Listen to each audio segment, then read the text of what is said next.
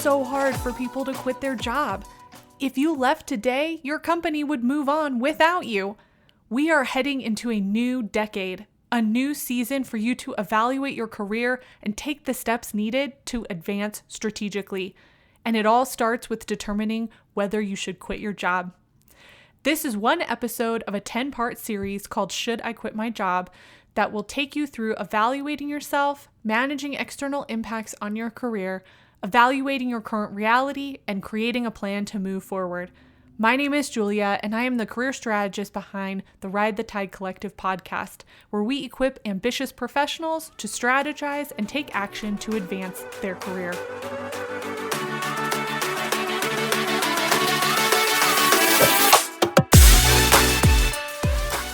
Welcome to episode 2 of the Should I Quit My Job series. Who are you? I know. Why do we have to do all this touchy-feely stuff and talk about it? But first of all, the last thing that I am is touchy-feely, so you won't be getting any of that here. We are going to talk about who you are, your personality traits, and some resources to help you articulate your personality if this is a challenging exercise for you. And the next few episodes are going to go over parts of your personality, including interests, skills, values, things like that. This is going to be a more general discussion around your personality. And before I recorded this episode, I did a quick Google search for personality traits to make sure that I wasn't missing anything big. And it brought me to this scientific list of the big 5 personality traits.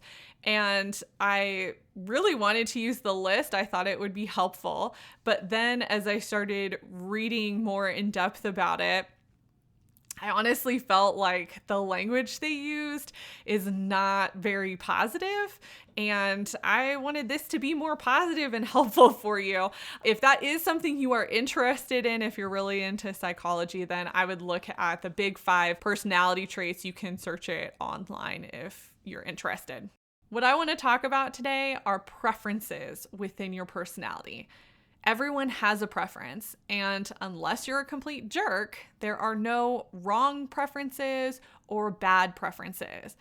There are definitely preferences that certain cultures value over others, which is where some people will feel out of place. And in another episode, we will be discussing culture in your organization and whether you fit. I'm going to pose a few different questions about preferences within the workplace because I want you to be able to take action and be able to articulate yourself in these areas by the end of this episode. Remember, this podcast isn't just about me speaking to you, it's about taking action. So let's get into it. Let's consider the first question. Do you like working in an office or being out and about? Some people love the confines of an office and love having their own space. Other people are suffocated by it. They want to be out and about. They want to be physically moving. For example, I've seen quite a few former athletes go into sales positions mainly so that they don't have to sit in an office all day, because taking sales calls out in the field helps keep them active, which is the lifestyle that they are used to. I know for me, because I do counseling, being in an office is something that is more comfortable for me, and that's what I would prefer. Do you need quiet to complete your work, or do you like hustle and bustle? The open work environment has become very popular among emerging tech companies, and some people love being able to chat and people watch while working, but for others, it can be a distraction. A while ago, I had a client visit the Google offices in San Francisco, and she said she was so glad that she visited because she could not handle the chaotic nature of the office. And in contrast, the Apple offices were very quiet and segmented. And while these might seem like silly preferences to identify, they're extremely important to your level of calm or frustration throughout the day. Let's think about Maslow's hierarchy of needs. Your environment would be one of the base needs on the pyramid for you to be successful if we related it to your career. If you spent most of your day frustrated because you can't move around or because you don't have a moment to yourself, you won't be able to engage with your work in order to advance. One of my favorite questions that I ask people, especially people who work for me, is, does it help you to have an agenda or notes given out before a meeting? I'm an introvert, and one of our preferences is to have time to think about a topic before being asked about it. This translates into wanting a meeting agenda ahead of time in order to adequately prepare for meetings. While this can't always happen, it definitely helps those of us who can show up better when we've had time to think through a topic. This is a preference that I like to share with new managers and, in some cases, seasoned managers, so they can ask their employees what would work best for them. Another thought: do you prefer communication via email, phone, text, or in person? Again, as a manager, I always made sure to let my staff know my communication preferences, and in turn, I learned theirs so that we could come to a middle ground if they happen to be different. Having said that, I'm an advocate for in-person meetings at least once every 2 weeks with your individual staff if possible. Email and text can be so hard to interpret. If you want to go even further, I recommend doing a walking meeting every so often. You'd be surprised what people will share when they're outside walking about. There are some other preferences that I want you to consider, but I'm not going to go in depth with in this episode. The first is, do you need time alone to recharge, or do you get your energy from being around people? How do you make decisions? Do you need a lot of data points and context, or do you use a gut reaction even if you don't have all the information? Do you like to have a plan, or can you go with the flow? Are you more concerned about how a decision will potentially impact one person, or would you do what is best for the majority? These seem simple enough, right? But have you thought about them before? I thought I knew myself pretty well after working for a while and going to grad school, but I soon realized that I had a host of preferences I didn't even know that I had. I also started paying attention to others' preferences so I could learn and be mindful of what worked best for them. This type of attention is what creates a positive work environment and creates trust among colleagues. When discussing who we are, we don't want to leave out the ever-important emotional intelligence. Emotional intelligence is something managers and leaders throw around a lot, but based on my conversations, most people don't really understand what it is. I could really spend an entire episode on emotional intelligence, but I'm not, because I want to just touch on it as a point for you to evaluate, and then if there's interest, I can do something more in depth later. But emotional intelligence is the ability to identify and manage one's own emotions and the emotions of others. Awesome. Well, what does that look like? What does that actually mean? Well, there are 5 components to emotional intelligence. The first, and I hope the most obvious, is self-awareness. Knowing your own emotions, being able to quickly identify how and why you feel the way that you do. The second is self-regulation. You aren't prone to intense emotional reactions, meaning you don't verbally attack others, you don't make rushed emotional decisions, and you don't stereotype others. This is all about staying in control. The third is motivation. You have it. You're always working toward a goal and have high standards for your work. And let me tell you, there are people who have really great motivation, but no self-awareness and no self-regulation. So these aren't necessarily in order, but you need to be mindful of them. The fourth is empathy. The ability to put yourself in someone else's shoes, especially in a way to be able to provide feedback and challenge others appropriately. I think empathy is very misunderstood by people. I think more people have empathy than they think that they do, but it's still something that you want to understand your level of empathy and when it comes out and where you might need to work on it. And then 5, and I believe the most important, is social skills.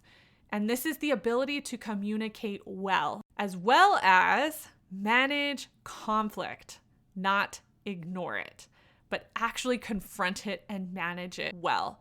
So many people avoid conflict, and that is the worst thing that you can do, especially in a working environment, but also in life. So when you have high emotional intelligence, you have the ability to communicate for yourself how you feel and what's going on, but you can also recognize in the other person where they're at, what they're feeling, and be able to communicate in a way that hopefully they are able to hear you, especially in a conflict situation. You will find that much of what I teach and what you hear from other coaches, whether they're career or life coaches, is about emotional intelligence. Why? Because emotional intelligence is the key to leveling up. When you have a handle on your emotional intelligence, you have the ability to let situations go. You don't hold grudges against others or blame them for what is happening in your life. You can look at situations objectively, recognize your emotions, and recognize the emotions of the other person. When you have the knowledge to level up and be better, you can't expect it of someone who hasn't done the work. Recognize that they are in a different place. Have empathy, but still be clear when you communicate with them. So how do you figure out all of these preferences? Questions are great, right? But there's a lot more to it. Well, for some, it's experience. You have to live it to know you want it or don't want it. Remember when I said I went to grad school, I had worked for a while, I thought I understood my preferences, and more life happened and I had more preferences. That's just what happens. You might be in a season where you have certain preferences, like a new job, a baby. Maybe you end up being a caregiver for a parent or relative. And even then, your preferences can be hard to articulate and pin down. And this is where assessments come in. Because of my background in career development, I've been privy to many types of personality assessments, but there are 3 that I usually recommend for everyone. I want to caveat first that assessments are a starting point. They will not magically answer all of life's questions for you, though some might feel that way. You won't always agree with the results, which is actually good because it means you're learning to articulate who you are. Let me say it again. These are a starting point. Now, some of you will have other assessments that you prefer, and that's great. I am a fan of any assessment that will get you to talk about yourself and make decisions about who you are and what you prefer. The first assessment is the MBTI, the Myers-Briggs Type Assessment. And if you are familiar with the MBTI, then you will know that a lot of the questions I posed in this episode are actually related to the preferences and the personality types within the MBTI. This is actually one of my favorite assessments to give people. I'm certified in it, but this isn't a pitch for those services. This is just an assessment that I believe in, and I've seen not only change my own life and my perception of myself, but I've seen it change other people's lives. And so it is one that I highly recommend. It is highly researched, which is part of the reason that I like it. There are a lot of resources out there for it because it has been around for a long time. The Clifton Strengths is also another assessment that I like. It looks at your top 5 strengths, although they are allowing you to purchase your top 34. They have 34 strengths. And I love Clifton Strengths, which I'm also certified in. Again, not a pitch, but just reality. I love Clifton Strengths because it is all about positive psychology. It's about what you're good at, not what you're bad at. Clifton Strengths, I think, really helps you look at yourself and others in a more positive way. And then the third one that I am actually still learning a lot about, but I am loving right now, is the Enneagram. The Enneagram is very popular right now. It actually reminds me a lot of the MBTI. Honestly, I like using all 3 together. I think when you take all 3 assessments and you put them together, each one has its own take on who you are and can answer certain questions. Those are the 3 assessments that I recommend. So you can look those up and take them if you're interested in digging a little bit deeper. So now what? What do you do with all of this information? Well, now you take the rest of this week or the rest of the week to identify your preferences. What makes you tick? What do you like? What gives you energy? What drains you? What do you wish were different? Knowing who you are is fundamental to being able to ask for what you want and need in your current role, or if you decide to move on to a new role.